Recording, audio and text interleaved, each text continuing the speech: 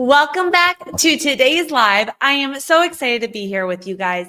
And if you're new to following me, I am going live every single day with you this entire year, Monday through Friday, sharing with you different training tips, nutrition tips. And today I have such a great topic that we're going to be covering. And I go on these little series with my talks. You're going to kind of see is you're going to hear me talk about gut health and hormones for a while. And then you may see me talk more about reverse dieting. I get in these little periods of research. And what happens is I work with a lot of clients that have different autoimmune conditions, gut issues, hormone imbalances, a lot of women over 40, hysterectomies, perimenopause.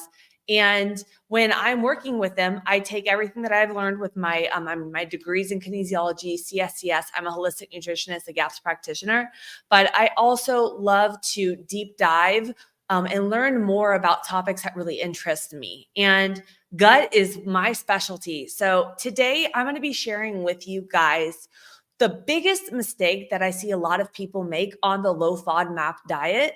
If you don't know what this is, the low FODMAP diet is basically a diet that when you go to doctors GI doctors, if you have a lot of IBS issues, they will tell you, hey, go on a low FODMAP diet. And a lot of us do what possibly I did, which I'm going to share with you a little bit on my gut story. And we're going to be going through different things to actually help with digestive issues, gas, bloating. So if you struggle with these, this is going to be the perfect live for you today. Let's just dive right into it. I'm going to be starting off today with a little bit of backstory on my kind of diet journey when it came to healing my gut. And if you are new to following me, I ended up getting 15 types of parasites, H. pylori, SIBO. I had histamine issues, eczema all over my face, thyroid issues, hormone imbalances, been to every doctor out there, spent years and probably another whole degree on my health to heal myself naturally and help others from that. So when I was on my gut healing journey, I did what most people do. I got on the internet, I Googled, okay, what is the best diet for bloating, gas? And you get all of these different SIBO diets or, low FODMAP diets. And the low FODMAP diet was one of the ones that I really kept seeing popping up. People saying, okay, I felt so much less gas, less bloating, and just better on it. So I gave it a try. And for those that you don't know, basically there's FODMAPs in certain fruits and vegetables. Some are higher, some are lower. And what happens is the bacteria in our gut ferments on those on them, causing gas and bloating if we have an imbalance in that microbiome in the gut. So a lot of people that struggle with gas and bloating, IBS issues, they will go on a low FODMAP diet and they will start feeling better because they may be having less gas and bloating. And I did too. I actually went on the low FODMAP diet and I actually got so stuck into the cutting everything out aspect that this is where I want to kind of take you guys into why the low FODMAP diet didn't work for me long term and the biggest mistake I see individuals make on it and my top tips for gut health, hormones, and getting rid of bloating for good. And this is the deal. I cut all of these food groups out. All of a sudden, I'm down to 3 ingredients. I was not focusing on what is the actual underlying thing going on. Do I have bad bacteria, parasites, H. pylori, SIBO, mold? Do I have food allergies going on? Like it's a lot of the things where there is something going on in our gut microbiome.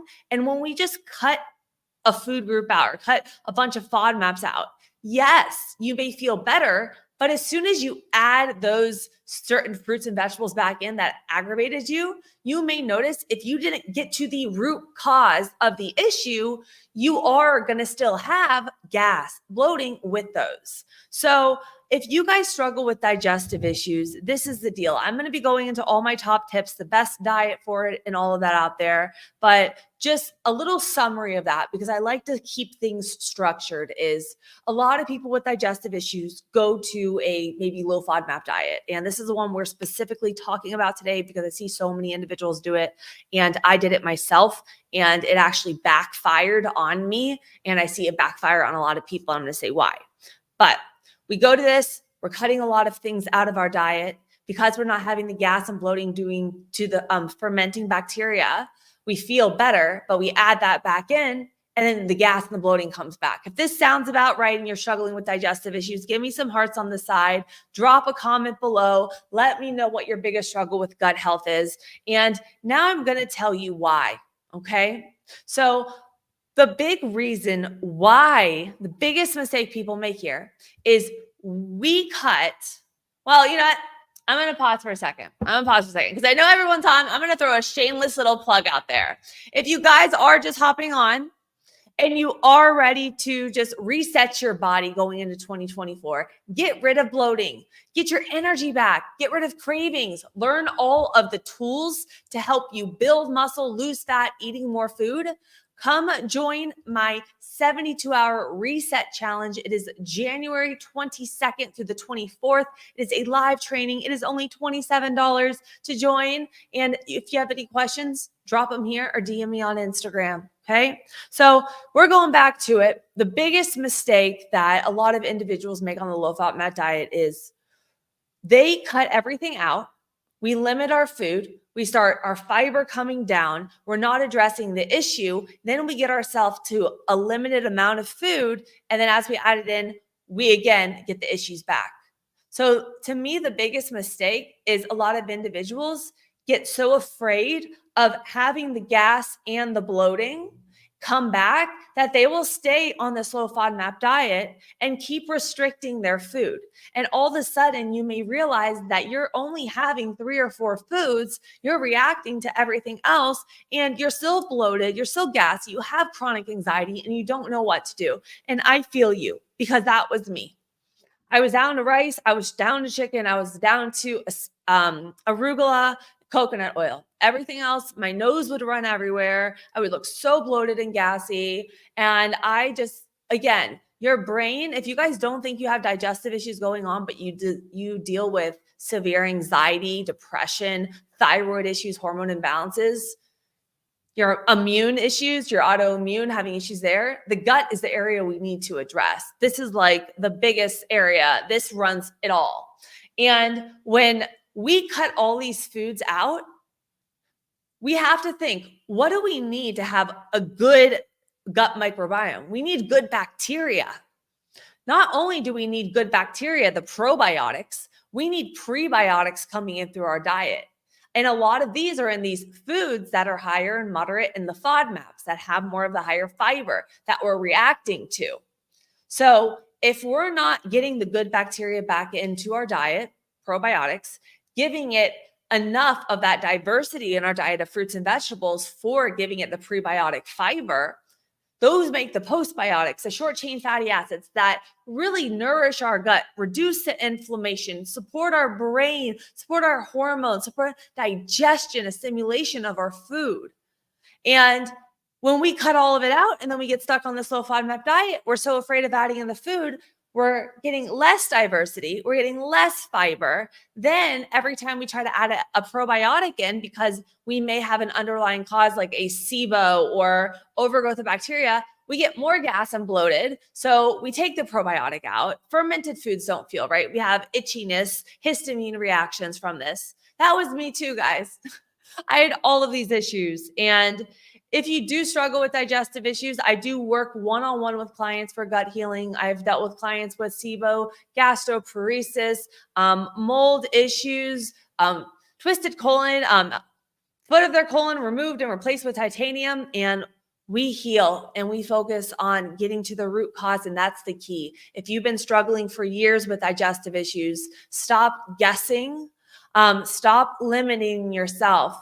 It's about finding things that you can eat, and it's about getting to the root cause so that we can heal the gut. We can heal all the health issues that we are having because we're absorbing our nutrients, assimilating them, and then we're reaching our goals with body composition. We're seeing those results. And if this hits home, share this with a friend that needs to hear it. And if you guys want more on gut health, I would love you guys to drop some hearts below, emojis below, different topics you want me to cover. I am obsessed with a few different topics. Thyroid is a big one. I bet you guys haven't heard of reverse T3 before. I've been doing so much research on that and just thyroid function, our metabolism, reverse dieting. So if you have different topics you want me to cover, drop them below. Now, here is the deal.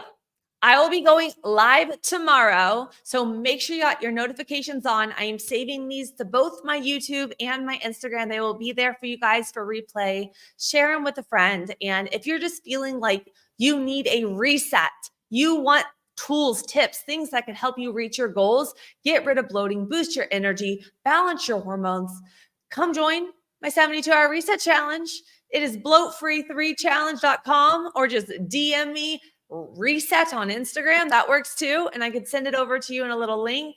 I love you guys. Let's start the year off strong. Remember, you can heal, but fat loss is not a quick fix. We got to get to our hormones and work on healing our body. I love you guys. See you tomorrow.